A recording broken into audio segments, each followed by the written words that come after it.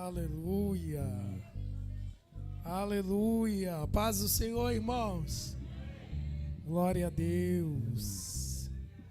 Aleluia. Para mim é um motivo de muita alegria estar aqui em mais uma ceia do Senhor. Quantos irmãos, quantos estão felizes nessa noite? Diga glória a Deus. Aleluia. Vamos ficar de pé, irmãos.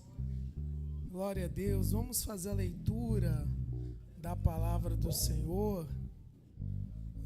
O pastor me deu alguns minutinhos para eu fazer. Estreito, pastor. 20 minutos, irmão.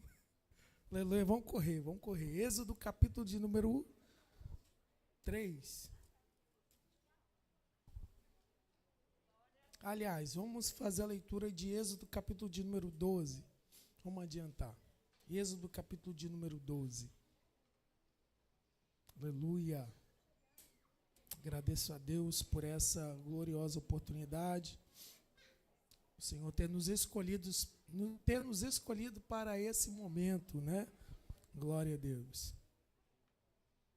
Êxodo capítulo de número 12, os irmãos encontraram? Diga amém. Amém. Eu vou fazer a leitura, os irmãos apenas acompanhem, tá, irmãos? Fala sobre a instituição da Páscoa. Glória a Deus. Disse o Senhor a Moisés e a Arão na terra do Egito: este mês vos será o principal do mês, dos meses, melhor dizendo. Será o primeiro mês do ano. Falai a toda a congregação de Israel, dizendo: aos 10 deste mês, cada um tomará para si um cordeiro, segundo a casa dos pais, um cordeiro para cada família. Mas se a família for pequena para um cordeiro, então convidará ele o seu vizinho mais próximo, conforme o número das almas, conforme o que cada um puder comer. Por aí calculareis quantos bastem para o cordeiro. O cordeiro será sem defeito, macho de 1 ano. Podereis tomar. Cordeiro será sem defeito, macho de 1 ano. Podereis tomar um cordeiro ou um cabrito, e o guardareis até ao 14º dia deste mês. E todo o ajuntamento da congregação de Israel o imolará no crepúsculo da tarde. Tomarão do sangue e o porão em ambas as ombreiras e na verga da porta, nas casas e em que o comerem. Naquela noite comerão a carne assada no fogo, como pães asmos, e ervas amargas a comerão. Não comereis do animal nada cru, nem cozido em água, porém assado ao fogo, a cabeça, as pernas e a fressura. Nada deixareis dele até pela manhã. O que, porém, ficar até pela manhã, queimá-lo-eis. Dessa maneira o comereis longo cingido, sandália nos pés e cajado na mão. Comê-lo-eis à pressa, é a Páscoa do Senhor. Porque naquela noite passarei pela terra do Egito e ferirei na terra do Egito todos os primogênitos desde os homens até os animais. Executarei juízo sobre todos os deuses do Egito. Eu sou o Senhor. O sangue vos será por sinal nas casas em que estiveres. Quando eu vir o sangue, passarei por vós, e não haverá entre vós praga destruidora quando eu ferir a terra do Egito. Amém, irmãos? Glória a Deus. Podei vos assentar. Glória a Deus. Irmãos, estamos diante de uma palavra Glória a Deus. Estamos diante de uma palavra que fala sobre a Páscoa, retrata sobre a Páscoa, né? A instituição da Páscoa. E a partir do capítulo de número 3, Deus ele vem falando com Moisés a respeito da libertação do povo hebreu do Egito. Os irmãos estão me ouvindo? Amém? Glória a Deus. Lá atrás, os irmãos estão me ouvindo? Amém? Glória a Deus. Então aqui está retratando Deus, o capítulo 3, Deus ele fala com Moisés, né? Deus, a presença de Deus sobre uma sarça. E Deus ele começa a falar sobre o projeto que ele tem para o povo hebreu, que era um projeto de libertação. Deus ia livrar, ia tirar o povo hebreu, né, da terra do Egito, e ia levá-los para uma terra que manda leite e mel. E aí nós vamos entender que por várias vezes a palavra do Senhor vai falar que por várias vezes, né, Deus ele vai apertando o cerco dentro do Egito através das suas pragas, aí enviando pragas no Egito, e ao mesmo tempo que isso ia acontecendo, o coração de Faraó ia se endurecendo pela permissão do nosso próprio Deus. Mas Deus ele quer revelar a sua onisciência, a sua onipresença e a sua onipotência. Deus, ele vai revelar a sua onisciência, que ele está ciente de todas as coisas e está em todos os lugares. Assim como ele estava falando com Moisés, ele estava percebendo o sofrimento do povo hebreu. O povo hebreu estava clamando por libertação. O povo hebreu já não estava aguentando aquela situação de trabalho, um trabalho forçado, escravizado. E aí nós vamos entender que no decorrer de alguns capítulos, nós vamos observar que Deus prepara Moisés, Deus encoraja Moisés, e Deus envia Moisés para libertar o povo diante de toda aquela situação. Mas mesmo assim, nós vamos perceber que não foi fácil. Já gostaria de aproveitar nessa noite e dizer que na nossa vida não é diferente. Nós estamos debaixo de uma promessa. Deus tem feito uma promessa para nós, mas nós não estamos isentos de passar por provações, de passar por desafios, de passar por açoites, de passar por muitas afrontas, mas Deus prometeu estar com teu povo até a sua vinda, até a consumação do século. Louvado seja Deus. E quando Deus ele envia as pragas, a última praga que Deus ele vai anunciar, né, é a praga da morte dos primogênitos. E no capítulo de número 11, Deus ele vai explicando como isso se daria. E no capítulo de número 12, tem uma explicação a respeito da instituição da Páscoa. O que eles deveriam fazer. E aí Deus ele começa a falar como que gostaria que preparasse essa Páscoa. Eles deveriam escolher uma ovelha ou um cabrito, e eles deveriam separar esse cabrito. Esse cabrito ele deveria ter uma idade de 1 ano. E nós vamos entender que ele deveria ser escolhido, né, o cordeiro de 1 ano, porém ele deveria ser separado e observado em 1 ano e 4 dias. Por que isso deveria ser feito? E aí nós entendemos que já entra uma outra área, né, quando se fala sobre obreiros, né, dentro da casa do Senhor, né, são homens que chegam para dentro da casa do Senhor e precisa um período de observação. Não é qualquer um que vai chegar e já colocar para pregar, já colocar para dirigir, para fazer a obra do Senhor. Precisa primeiro passar por um período de observação. Quem está me entendendo, diga amém. Glória a Deus. E Deus, ele é assim, né? Deus, ele escolhe, né? Mas precisa passar por um período de observação. Por que esse período de observação? É um período que você vai saber quem é quem. Porque às vezes chega de um jeito e com o passar do tempo, a pessoa vai mostrando quem ela realmente é. A pessoa vai mostrando todos os seus defeitos. O Senhor, ele vai analisando corretamente como está a vida daquela pessoa. Mas não é nesse mérito que eu quero entrar, nessa situação que eu quero falar. Eu quero falar sobre o sangue do Cordeiro.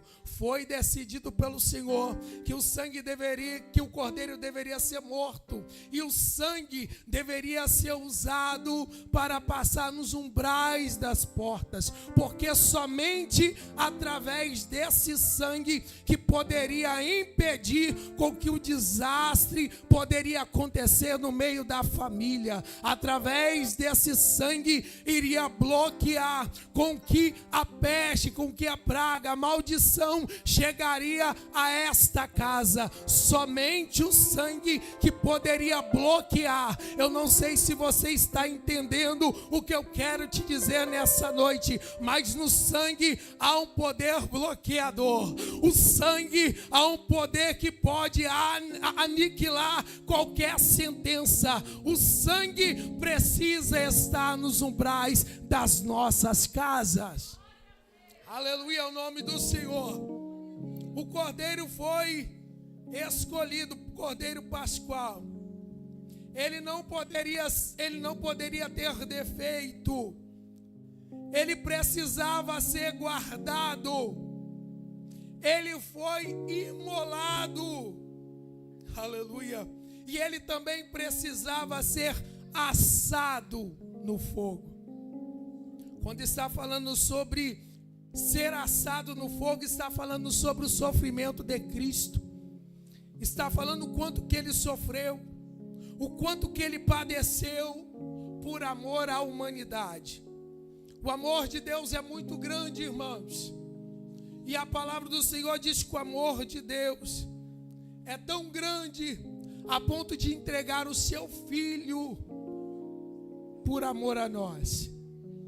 Não existe amor maior que esse. Não existe amor maior que esse. E nós precisamos entender que o sangue do Cordeiro foi derramado. O sangue protege diante do destruidor. Receba a proteção do Senhor nessa noite, por intermédio do sangue. Aleluia.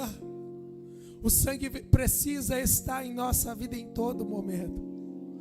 Você que aceitou a marca e carrega a marca em sua vida, continue debaixo da permissão, da promessa de Deus. Continue acreditando no poder que há nesse sangue. O sangue precisava ser usado. Toda vez que você precisar de usar o sangue de Cristo Jesus, use.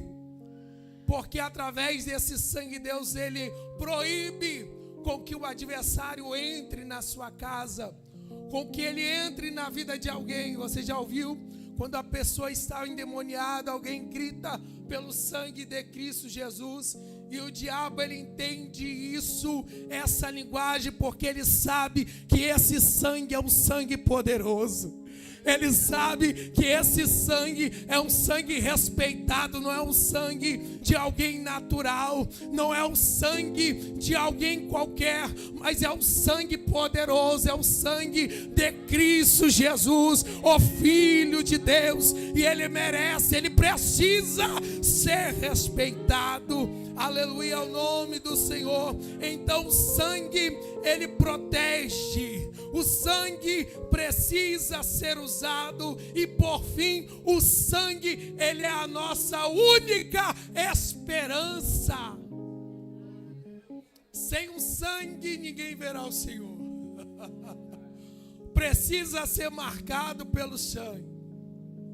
A diferença de todas as casas é porque uma tinha a marca do sangue do Cordeiro. E com a marca do sangue do Cordeiro, nada poderia entrar naquela casa. Nenhum mal poderia entrar pelas portas, pelas janelas, por causa da marca do sangue. Eu não sei se você está entendendo, mas de repente existe alguém entre nós que ainda não entregou a sua vida ao Senhor, ainda não fez o pacto com o Senhor nessa noite. Essa é a tua oportunidade, porque Deus irá selar a tua vida com sangue, e nenhum mal te sucederá, e nem praga alguma chegará à tua tenda. Aleluia, ao nome do Senhor. Nós temos o sangue, a marca da promessa. Aleluia, ao nome do Senhor. A palavra do Senhor também está falando sobre o pão. Que o pão deveria ser comido, né? Deveria ser comido como pães asmos, sem fermento. Êxodo capítulo 12, versículo de número 8.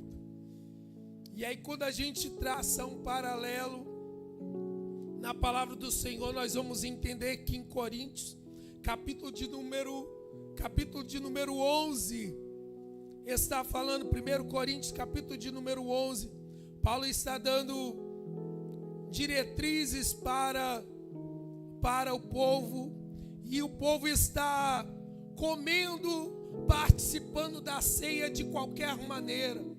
Alguns estão se adiantando em comer a ceia, e alguns estão comendo muito e demais, e outros não estão ficando sem a ceia. O apóstolo, ele vai dar uma orientação, que não é assim que se faz. Porque a ceia do Senhor representa a comunhão. Vou repetir, a ceia do Senhor está falando de comunhão. Para participar da ceia do Senhor, precisamos de comunhão para com Deus e para cada um de nossos irmãos. E não estava tendo comunhão, porque uns estavam comendo demais e outros estavam ficando sem comer.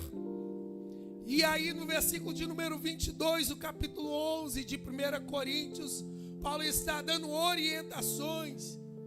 Ele disse: vocês não têm de comer na casa de vocês.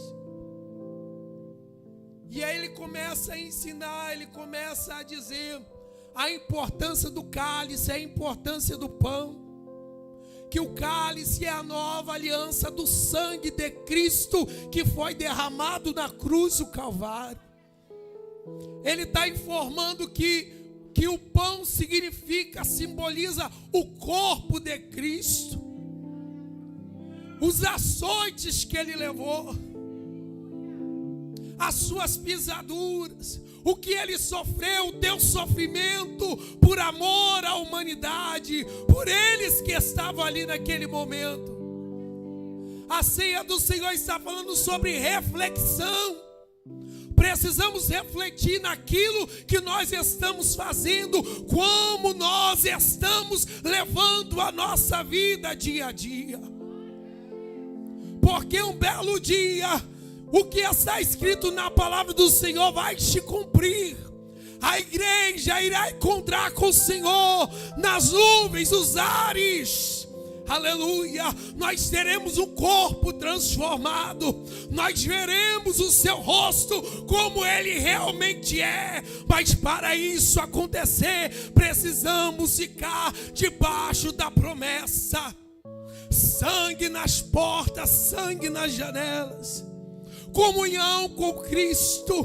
Precisamos andar debaixo dessa promessa, submetermos às suas vontades, padecermos como Cristo padeceu. Devemos cada um levar a nossa cruz. dias. Mas estamos vivendo dia, irmãos, em que as pessoas estão impacientes, em que as pessoas estão sem paciência um com o outro, não querem mais fazer a obra do Senhor, não querem mais observar a tua palavra, estão perdendo o temor, estão se esquecendo da importância da oração, da importância da comunhão, do partir do pão, do jejum, de participar das orações, irmãos. E Deus está vendo isso, e Deus está contemplando todas essas coisas. Estão apressados, como o apóstolo Paulo diz, mas precisamos esperar uns pelos outros, fazer a autoanálise da nossa vida. Estamos analisando ao outro e esquecendo de analisar a nós mesmos, como a Bíblia, a palavra do Senhor está dizendo. Aleluia. E Deus hoje, pela infinita misericórdia, está falando conosco nessa noite. Há uma necessidade em a voz do Senhor. Endireitai-vos os vossos caminhos. Voltai a orar, voltai a buscar, voltai e convertei dos seus maus caminhos.